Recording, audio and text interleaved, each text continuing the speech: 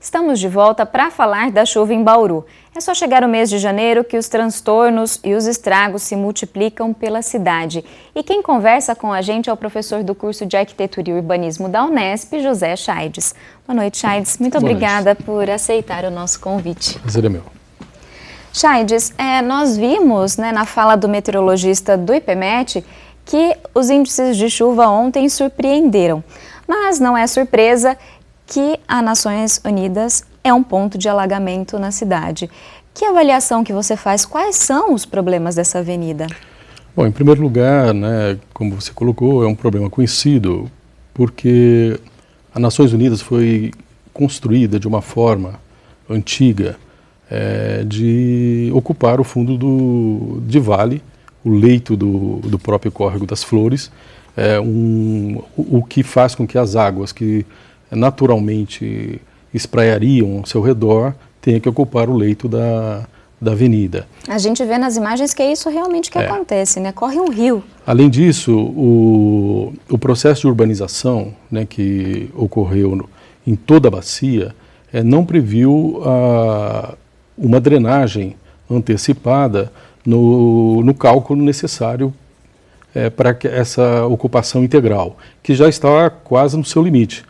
Mas o que ocorre é que todo ano você tem novos prédios, novos edifícios, alguns vazios urbanos sendo ocupados e que ajudam a incrementar essas águas na avenida, fazendo crescer anualmente também essa questão.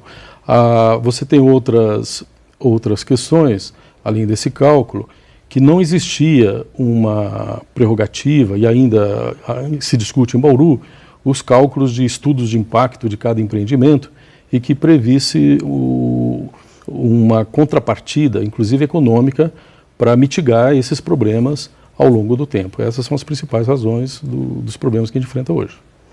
A Prefeitura contratou um plano de drenagem e de manejo das águas pluviais.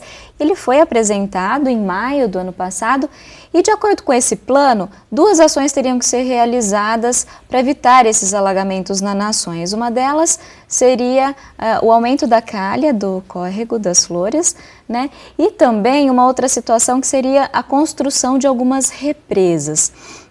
Só que essas obras elas estariam orçadas em até 237 milhões de reais. Que avaliação que você faz? Essas obras seriam as principais mesmo a serem realizadas? Não tem grandes alternativas diferentes disso, Porque, como eu coloquei, o leito foi ocupado, a região foi toda ocupada, e se a gente olhar as imagens, é um rio que se forma. Quer dizer, então imagina que este rio ele terá que correr por baixo da avenida, em drenagens, com cálculos corretos, com estimativas de chuva, de vazões aí de longo prazo.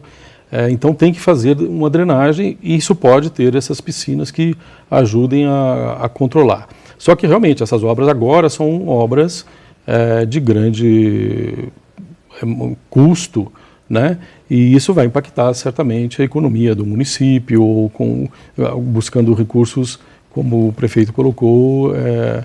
Agora, é possível discutir que alguns instrumentos de mitigação econômicos, ver se a cidade estaria disposto a colaborar. Então, Quais por exemplo, seriam esses, a contribuição de melhorias, por exemplo, já que é uma questão de recorrência e é devido a ocupação desordenada que foi feita, é possível discutir que uma obra ou parte desse custo pudesse ser os próprios munícipes pagá-lo a partir de contribuição de melhorias. Mas isso é uma discussão política, mas que é possível.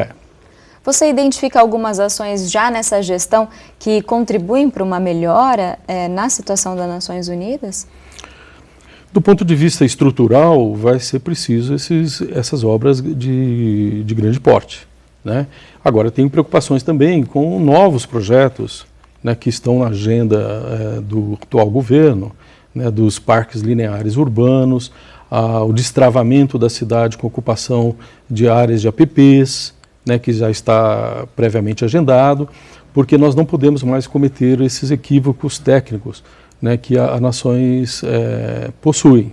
E isso poderá agravar no futuro, se não for feito de uma maneira correta. E existem instrumentos que poderão ajudar a fazer isso de forma não só tecnicamente correta do ponto de vista da drenagem, mas também que o custeio seja feito a partir desses estudos de impacto por empreendimentos, né?